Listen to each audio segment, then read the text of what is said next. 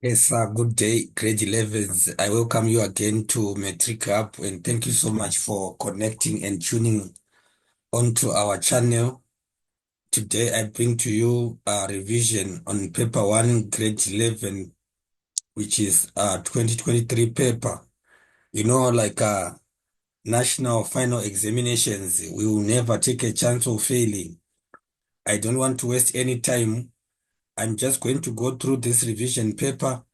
Just it's a full paper class and just note that it's gonna be long, but I'll try by all means to be very fast and save much time as much as I can. So instructions, basically I'm not gonna go through them. You can see them and we have read instructions quite a lot of times. Anyway, you need to know that when you write exams, you always need to go through instructions as explicitly as possible. So it's section A, climate and weather and geomorphology, the atmosphere. We are given various options that we are supposed to do. And then please note that you choose the answer and write only the letter next to the question number uh, in your answers. So I'm just gonna go through the questions first. Refer to the sketch below of the Earth axis to answer question point 1.1 to 1.5. You see, that's the Earth, and then you see the equator there. You see the equator, which is usual. You know that it is it is actually 0 degrees, and I'm sure that you know that is the line that divides the Earth into two equal pieces, the equator, and then obviously you should know that we have the northern and southern hemisphere. Of course, that I'm not gonna talk about that right now. We have got the sun's rays. It's our sun there, and then the rays, which is actually giving us the what?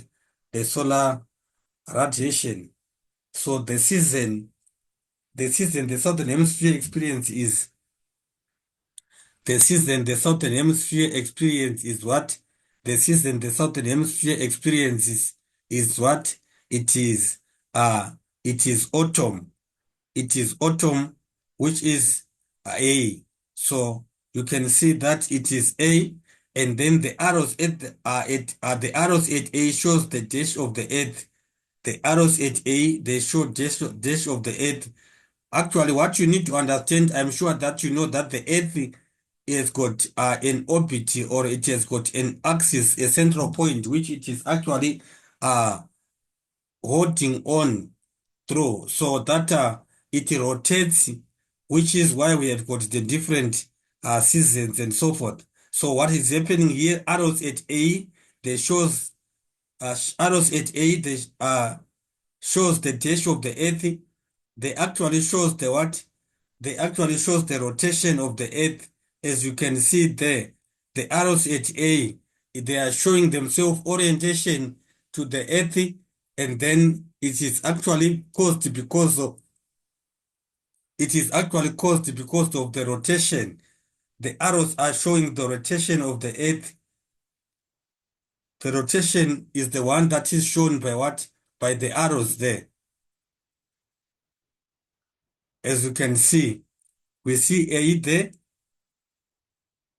I'm saying, as you can see, what is happening there is the axis actually showing the rotation of the earth that you can see there. The rotation of the earth, which is shown by the arrows at what? Arrows at A. The arrows at A are showing how the earth is moving. Can we see and agree on that? And then uh, our next question, is the sketch illustrates a dash situation with the days being dashed to the night at the equator.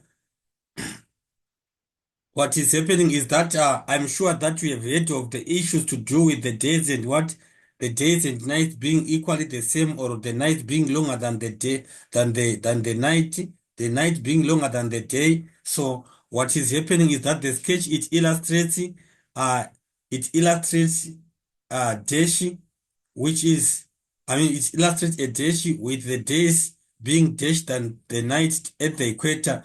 So what we are saying is that it illustrates what? It illustrates one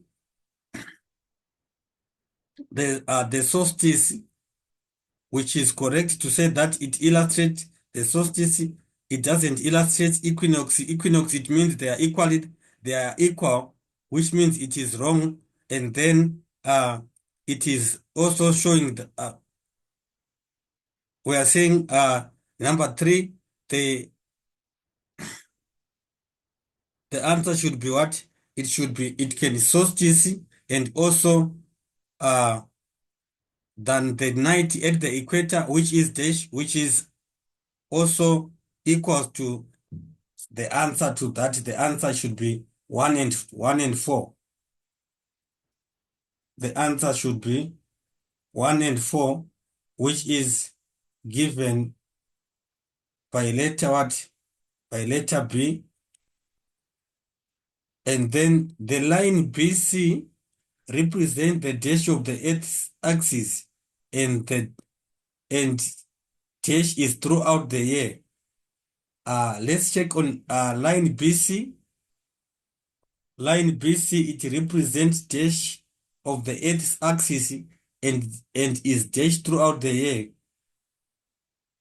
Line BC, line BC.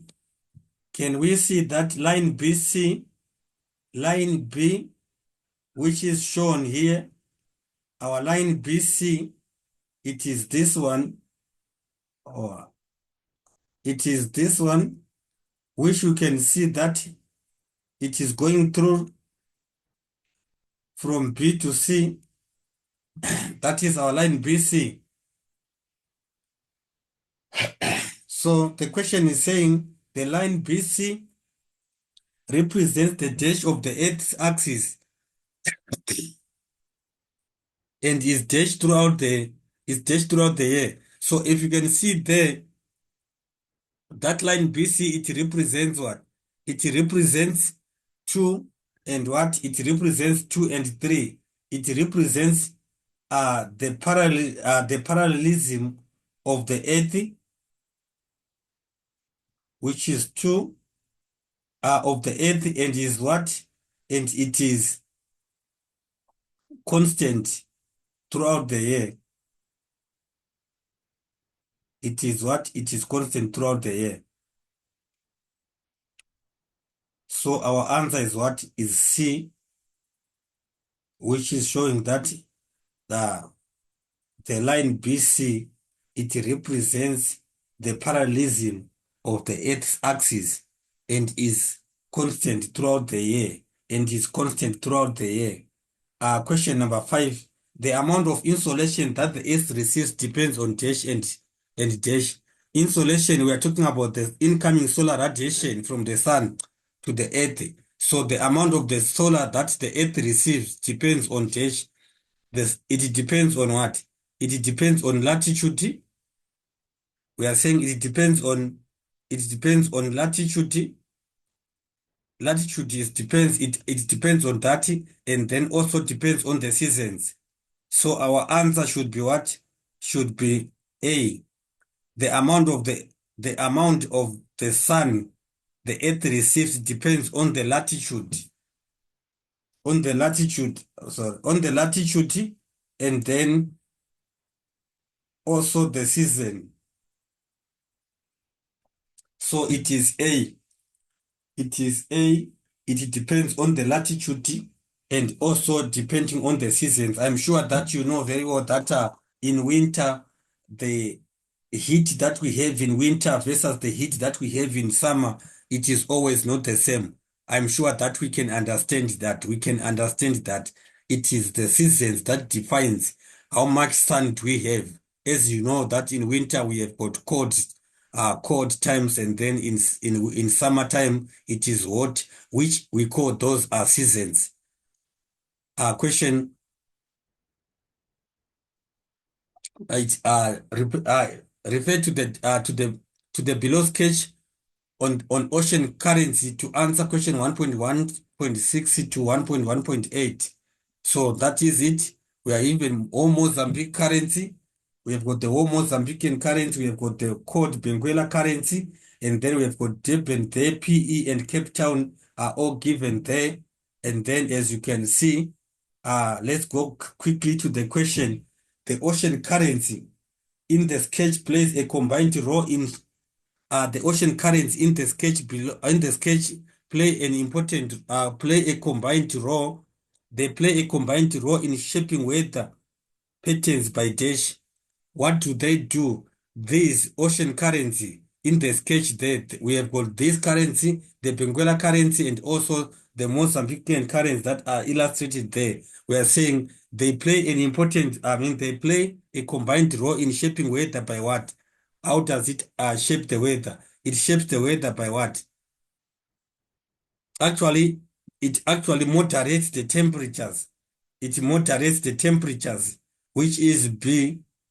It moderates moderating temperatures, which is B. The code Benguela currency.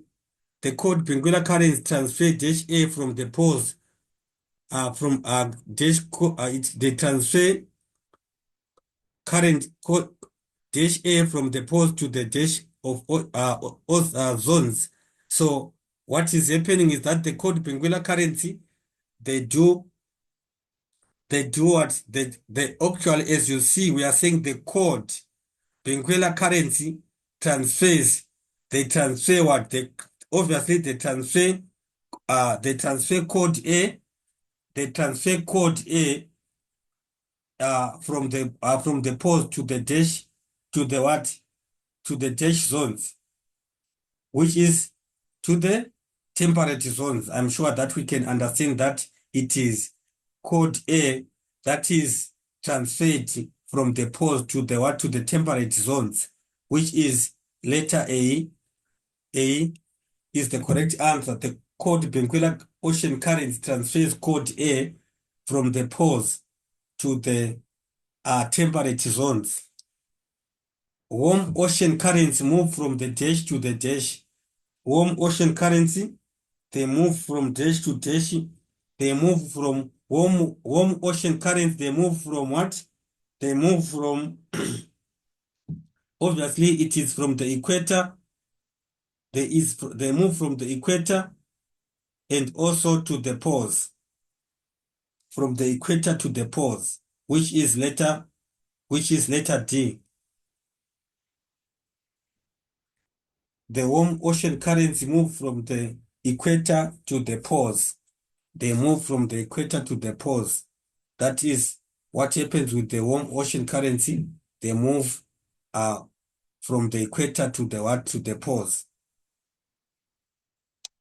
We are given this pressure gradient force and then the path of a parcel, which is also, we have got the Coriolis force that is shown there, and then we have got our isobars that are shown there.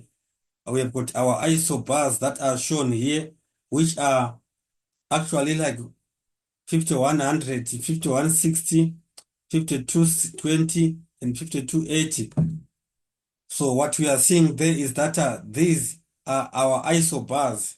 These are our isobars. The lines on the map that joins that are illustrating places of the same pressure. They are isobars, which is obviously measured in millibars. So what is happening here is that the lines in the sketch showing places of equal pressure are known as what? I think I've already answered the question that the lines on the sketch showing places of equal pressure. Places of equal pressure, they are shown by what? By isobars. Isobars are the lines that are there, which actually joins places of the same what? Places of the same pressure. The high pressure is represented by dash hectopascals. The hectopascals, the high pressure the high pressure is represented by dash hectopascals. We are seeing here that it is represented by what?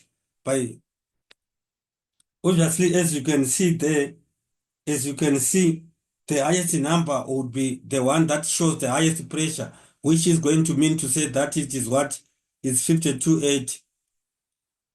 It's 5280 hectopascals. That is the high pressure that is represented. High pressure 5280. As you can see, there it is. That is showing 5280 hectopascals. that is showing the what? The highest pressure. Number 3, number 2.3, dash force determines the speed of the wind. Speed of the wind is determined by what? By pressure gradient. Pressure gradient is the one that defines the what? The speed of the wind. The pressure gradient class defines the speed of the wind. Wind moves from high pressure to what? To low pressure. So the pressure gradient determines the speed of the wind. Number 4, 1.2.4, wind deflects or change direction because of what? It changes direction because of what? It is the Coriolis force. Coriolis force, it causes wind to change direction, or it causes wind to deflect and change direction. Coriolis force causes the wind to deflect or to change direction. Number 5, the direction of wind in the sketch above represent conditions in the what? It represents conditions which are the sketch above, the direction of the wind. As you can see, we are saying the direction of the wind, which is shown part of the wind, which you can see that this is showing, it is showing the direction, part of the cell. So what we are saying is that the direction of the wind in the sketch, it represents conditions in what hemisphere. So as you can see, it is moving in a clockwise direction, as you can see, which is showing that there is what? It is in the northern hemisphere. The northern hemisphere is the direction of the flow, which is you are seeing there that it is moving in this direction in a clockwise motion. And then next question, 2.6, the greater the difference in air pressure between high and low pressure cells, the what? The wind. The greater the difference in air pressure between high and what? It means that the greater the difference in the air pressure between high and low pressure cells, the stronger the wind. The stronger the wind. The stronger the wind. That is the correct answer. That the greater the difference in air pressures between high and low pressure cells, that defines how strong is the wind. The geostrophic dash is a theoretical wind that blows parallel to the isobars. It's what? What is this? Number 1.2.7. 1.2.7. The geostrophic flow is the flow. The geostrophic flow is a theoretical wind that blows parallel to the isobars. It is the geostrophic flow is a theoretical wind that blows parallel to the isobars. So our answer is the flow. It is the what? The flow.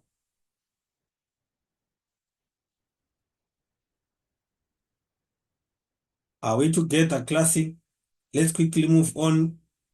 Next question, 1.3. Refer to the sketch on global air circulation. Global air circulation, which is also affected by heat energy budget, which I'm sure that we can go deep and explain that, as we can either go into the notes, but for the interest of revision now, I said that notes are going to come classic, but for this time around, I just saw that we just basically need to focus on what? On revision. What is the intertropical convergence zone? What is the intertropical convergence zone? What is that? Intertropical convergence zone, actually it is a zone where the tropical easterlies meet or generally found at the what? It is generally found at the equator, where its position changes seasonally. So I can just maybe put it to say that it is a zone. The intertropical convergence zone is a zone where the tropical easterlies is the zone where the tropical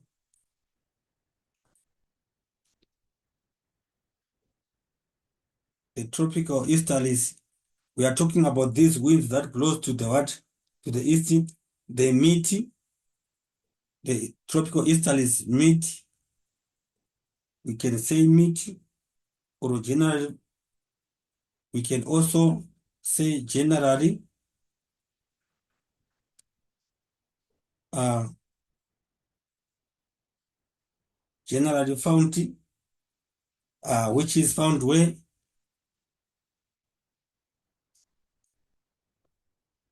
Found uh, at the, generally found at the equator. Generally found at the equator where the position changes seasonally.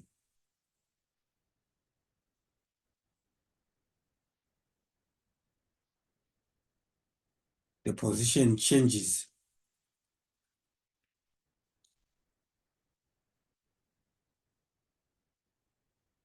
The position changes seasonally. So what you can say is that it is a zone where the tropical easterlies meet. The tropical easterlies is, we can say that that is ITCZ, intertropical convergence zone. So it can be called the zone where the tropical easterlies meet, or we can say generally, or it is a zone where we can say it is generally found at the equator. The intertropical convergence zone is generally found at the equator where the position changes seasonally. The position it changes seasonally, that you can see. You can see this is the equator, which I showed you that it is 0 degrees. It is 0 degrees. So, however, the position it changes seasonally. That is the what the intertropical convergence zone, which you can see again that the tropical easterlies are meeting. Do you see that it is where the tropical easterlies are meeting? However, they cannot mix because, of course, there is that zone that is actually separating them. So you can see that the tropical easterlies the tropical easterlies, they are converging, meeting at the ITCZ, which you are seeing is this zone here. So that is the definition that you can give, which is also visible on the graph, on the diagram that we are seeing here. Name the global cell at A. Name the global cell at A. From the global cell at A, we are saying what you need to understand is that it is actually the Hadley cell. It is the Hadley.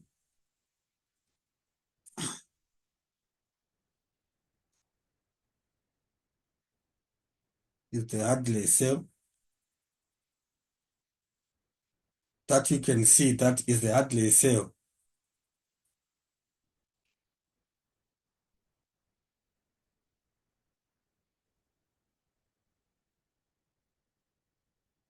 That is the cell. That is the cell. The global cell at A. In other terms, sometimes they can give you to say what is its position, which is found between 30 degrees, 0 to 30 degrees north and south of the equator. It is the Hadley cell. I'm saying certain times they might want you to define or describe it also. The Hadley cell, it is found between 0 to 30 degrees north and south of the what? Of the equator, as well as or north and south of the what? Of the tropical convergence zone. How does a polar front form? Number 1.1.3.3. How does a polar front form? I just need to write some narrative here. One, what you need to understand is that warm subtropical air meets warm subtropical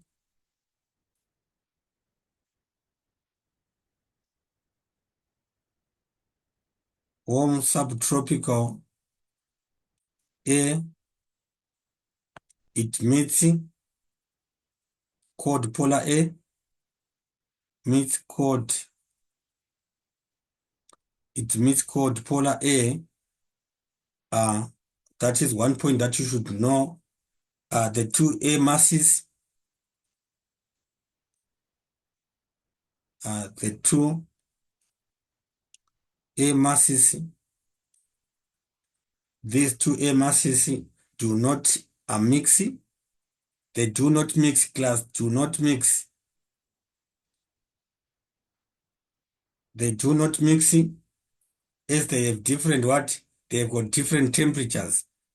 I'm sure that you know very well that when two air masses of contrasting characteristics converge, they do not mix.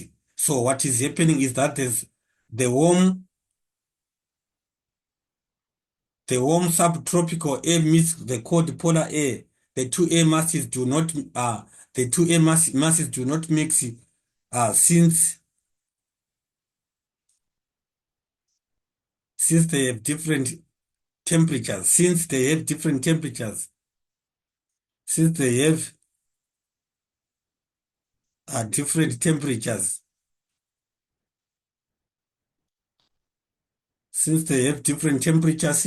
that is one thing that you should understand, that the two air masses do not mix as they have different temperatures. So what happens? They have got the different temperatures as well as water vapor. The temperatures is different temperatures and what? And water vapor, which we say that the two air masses have different humidity and water vapor. So what happens is that the two air masses move what? They move parallel to each other and in opposite what? In opposite directions. The two air masses they move. The two air masses,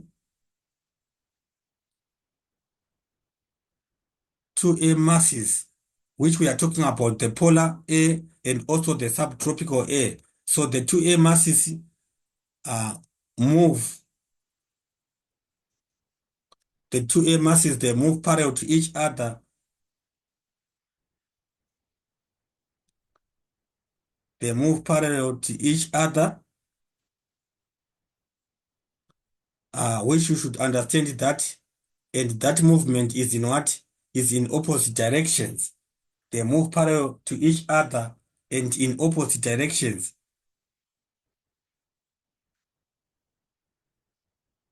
In opposite directions.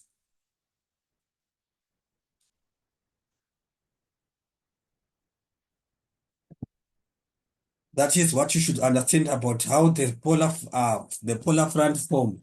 When we talk about a front, it is actually formed as a result of two air masses that are moving toward to each other, which obviously have got contrasting properties. The properties in this case, we have heard that it is the temperature and also the humidity.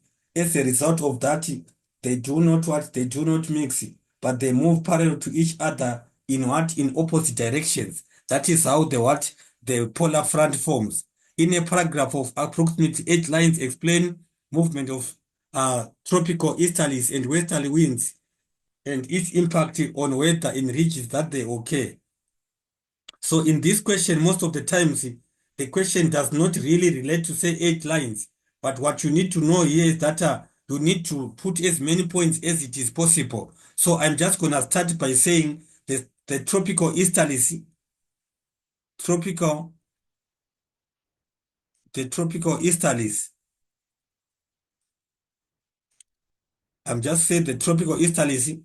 One thing that we are saying, the question say explain the movement of the tropical easterlies and westerlies and their impact on what? On weather in the regions that they occur. So it means we are going to talk about tropical easterlies and also tropical westerlies. That is one thing that you should know. That is why you see I have written tropical what? Tropical easterlies here. So tropical easterlies, pressure gradient between these two, I can just start by saying pressure gradient pressure gradient the pressure gradient between the subtropical high pressure gradient between the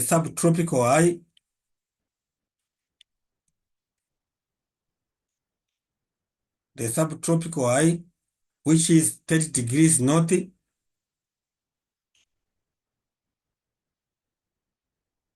is 30 degrees north and 30 degrees, sorry, 30 degrees north, 30 degrees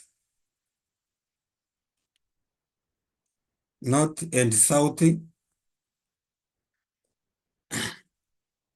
It is 30 degrees north and south that we can see on our graph there, and the low pressure in the equator.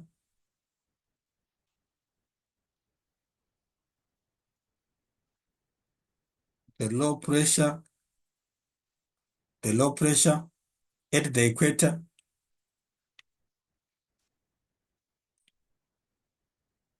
What happens with that? Uh, so we have to understand that convergence takes place at this belt to form an ITCZ.